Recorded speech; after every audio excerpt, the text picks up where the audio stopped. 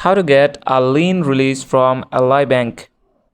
Ensure your auto loan with Ally Bank is fully paid off. Ally will automatically send you a lien release within 10 business days after payment. Verify your mailing address is up to date in Ally Bank account to avoid delays.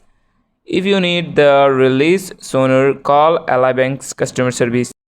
You may also request an unpredicted lien release by contacting Ally's customer service. Once received, review the lien release document for accuracy. Take the lien release for your local DMB or title agency to remove Ally's name from the title. If your title is electronic, the DMB will update it directly.